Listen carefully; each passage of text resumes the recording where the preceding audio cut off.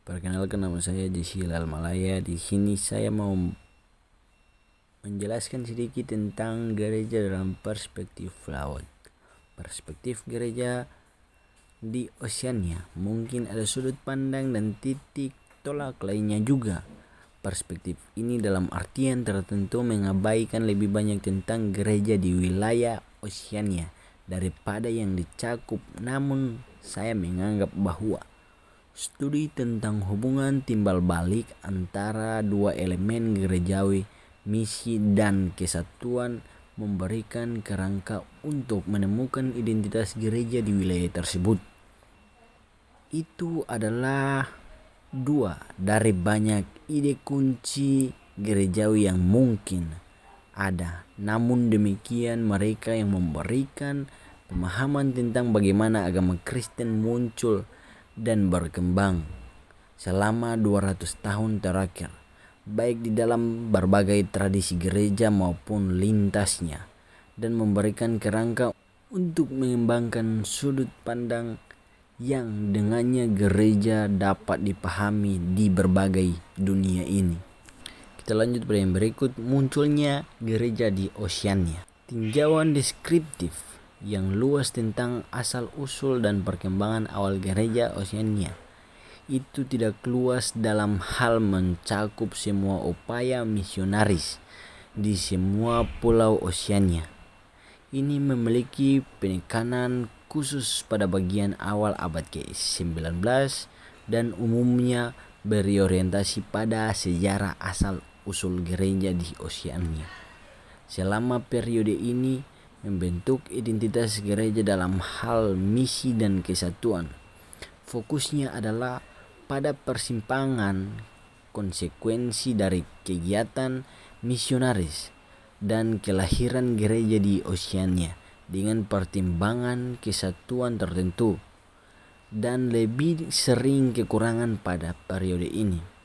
Isu-isu yang dibahas adalah kebangkitan dan pengakuan masyarakat misi Injili, munculnya kembali orde religius Katolik dalam misi di wilayah tersebut, dan upaya misionaris yang muncul secara internal di wilayah Oceania oleh penduduk pulau itu sendiri. Yang berikut, upaya awal misionaris Katolik Roma. Menjelang akhir gelombang pertama, usaha misionaris Protestan Gereja Katolik Roma masuk wilayah Oceania pada tahun 1830.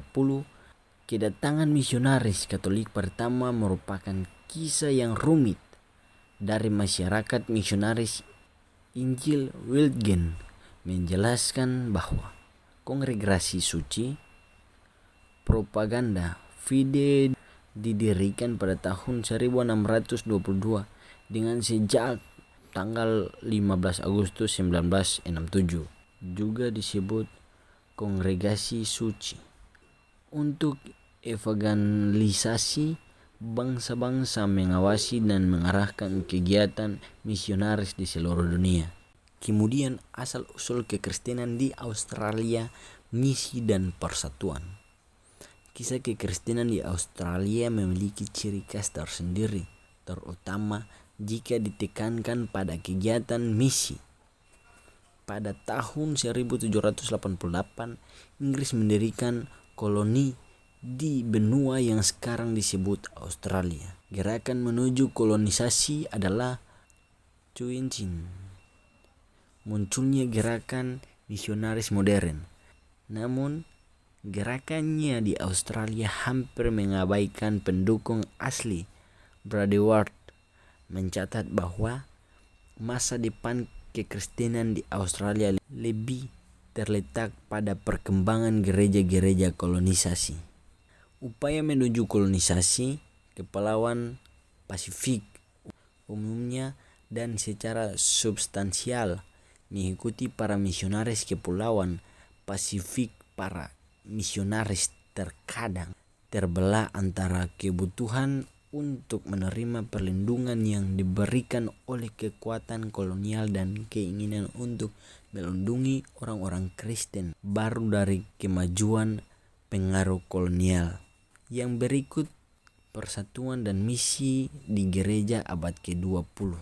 Gereja-gereja yang ada pada abad ke-19 pada umumnya berpikir antagonis terhadap karakter non-dominasi atau antara denominasi dari gerakan misionaris Injil awal. Konsekuensi dari penentang ini adalah dikeluarkan pengertian misi dari pemahaman diri gerejawi. Misi adalah orang-orang gereja, tetapi belum tentu sifat gereja. Pemahaman baru tentang tujuan kegiatan misionaris gereja muncul di tengah-tengah abad ke-12 berdasarkan prinsip Henry Van tentang mendukung diri sendiri, mengatur diri sendiri, dan memperluaskan diri sendiri. Maksudnya adalah yang lebih eksplisit adalah pendirian gereja-gereja baru. Praktik ini memperlakukan pertumbuhan denominasi dan sikap perpecahan. Yang berikut menuju persatuan dalam misi di Oseania. Selama perang kami menemukan khusus Katolik dan Anglikan mengumumkan gereja satu sama lain, mempercayai gereja mereka kepada imam dari denominasi lain, dan bahkan menerima komuni dari pendeta lain. Khusus kerjasama antara Luther, Katolik, Anglikan, dan Metodis selama perang dilaporkan dalam catatan gereja-gereja ini.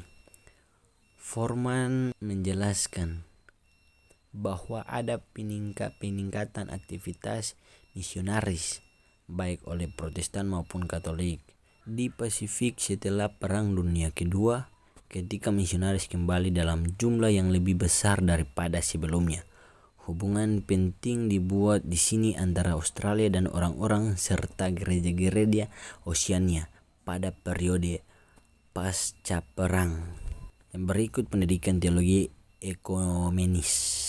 Gagasan untuk sebuah lambang teologis sentral dan Pasifik muncul dalam Risalah 1944 Dewan Misi Luar Negeri Metodis dan merupakan rekomendasi dari Sinode Persatuan Metodis di Fiji kepada dewan yang sama ini pada tahun 1956 tentang pemeriksaan ulang yang relevansi pendidikan teologis untuk pelayanan menjadi perhatian konversi Kristen Pasifik setelah di Morpeth, Australia pada tahun 1948.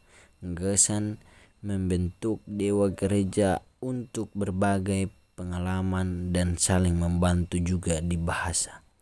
Kesimpulan dari materi ini yaitu gereja di Oseania berbeda dalam asal-usul perkembangan dan ekspresi kontemporer.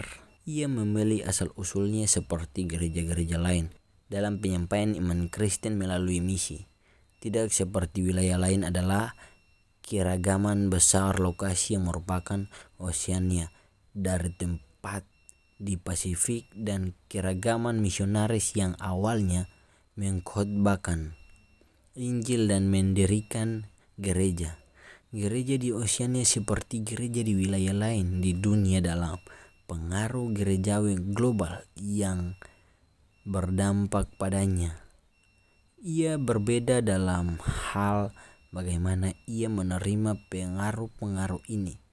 Karya ini telah membeli satu benang merah dalam ciri khas gereja di Oseania, hubungan antara misi dan kesatuan yang merupakan sifat seluruh gereja. Itu telah menunjukkan sesuatu tentang arah yang mungkin dikerjakan oleh gereja di wilayah ini untuk menjadi gereja yang mempersatukan dalam satu misi Yesus Kristus yang merupakan tujuannya. Inilah hasil penjelasan saya. Sekian dan terima kasih.